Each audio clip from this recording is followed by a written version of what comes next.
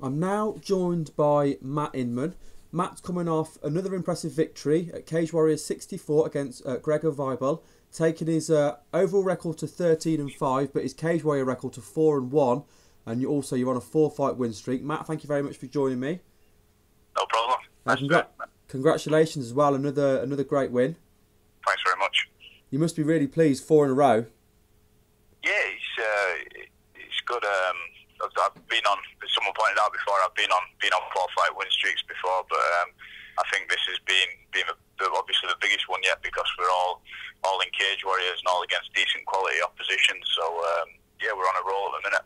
I mean, obviously, it's fair to say Cage Warriors is considered one of the best promotions in the world, and of course the best promotion in Europe. So I think, like you said, a 4-fight win streak means more on Cage Warriors than what it does maybe on some of the regional promotions. Yeah, definitely. I think you can you see it a lot now. I think MMA in a way is moving towards that more professional boxing kind of model, where you can, there's a lot of guys coming through with like 10-0 records that have been built up against kind of substandard opponents and journeymen and that kind of thing. But there's no chance of doing that kind of thing on Cage Warriors. Every opponent's quality. I think if you add the combined records of the 5 guys I fought on there, it's decent. We're all decent tests. What did you know about your opponent going into the fight? We knew he was from Switzerland, and then obviously the first thing you do when they tell you the guy's name is we went on and we looked and we saw his Sherdog record, and the thing that stood out about him immediately, obviously, was all his submission wins, all by submission, all early in the first round. So we knew he'd have good jiu-jitsu, and then we went on and we looked at some YouTube and we saw he was hitting a lot of arm triangles and kind of like dead what I'd call jiu-jitsu submissions. He obviously won like a head squeeze or a guillotine. A lot of the MMA fighters are guys like that. He was setting up his submissions quite well off his passing and that kind of thing. So that's kind of what we expected, and that was kind of what we got, really. Yeah, I mean, you talk there about the jiu-jitsu, and I'm going to obviously pick up on that. But I mean, in the first round, you were quite close to finishing. You've obviously finished a few people by submission. You were close in this round, ankle lock and heel hook. How close were you to getting the finish? I felt like the ankle lock was really close. The straight Achilles that I transitioned to first. But I think the problem with the straight Achilles lock is it's one of those submissions where it's in a fight. It's only sort of 50-50 whether you're going to tap to it. It's a kind of pain that you can tough out, and I think that's what he did. He just toughed it out, and then I transitioned to the heel hook, but I couldn't really. It was exactly the same heel hook that I hit Mohsen Bahari with, but I just couldn't get the torque on it like I did on him. He sat over it a little bit better, so I didn't quite catch him there. Yeah, I mean, during the fight as well, you seemed to control the stand-up, and even on the ground, there was a time when he got you down, but you were able to reverse him. How pleased were you with your overall performance?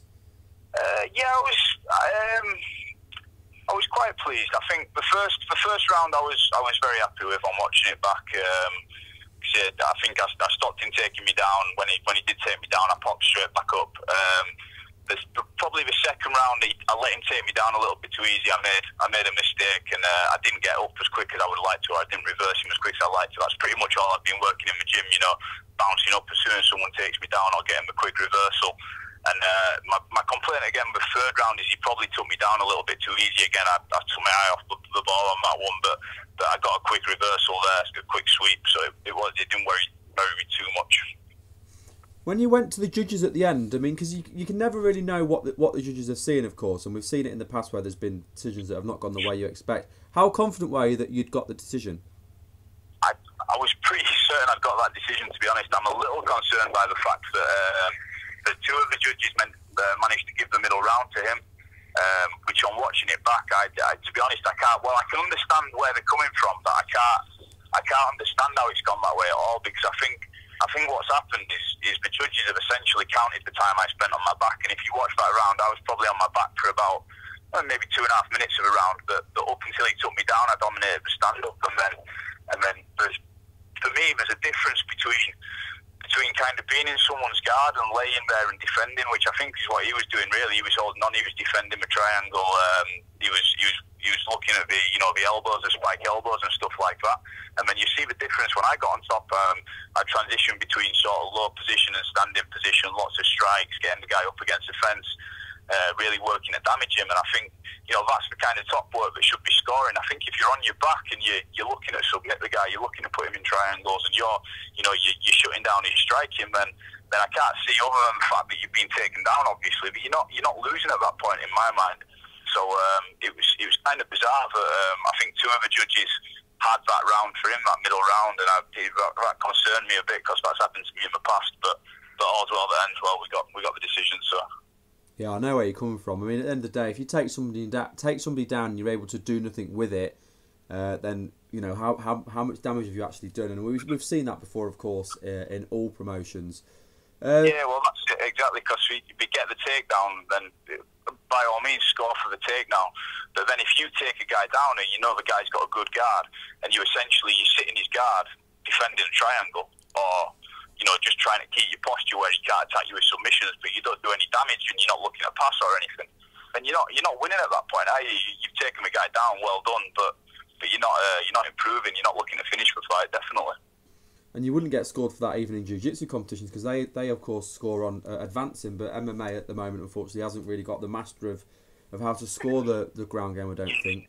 Yeah, I don't know what it is. I think maybe sometimes judges, if they've not done much jiu-jitsu or something, or maybe should be some sort of prerequisite there, but because maybe the way it looks, where you see someone on top of someone, you think one guy's automatically winning, but then you probably know, if you've done any training, if you're sitting a good guy's guard who's threatening with submissions, then it doesn't feel like you're winning at all. It feels like you're holding on for dear life. But I think I don't know. You can't complain too much, can you? No, I mean, like, at least in this case, the decision went the way that it should have gone. Now, obviously, with it being a 3-round fight, the other concern, of course, is you worry about picking up any knocks. How did you feel after the fight? Have you got any injuries, and when would you like to get back in and compete again?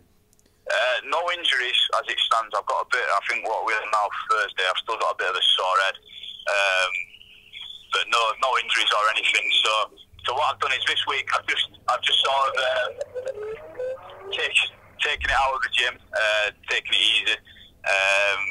Just done a little bit of running and stuff like that. I'll be back training on Monday, and then we'll probably find out a date from then. But I can be ready to go as soon as you like.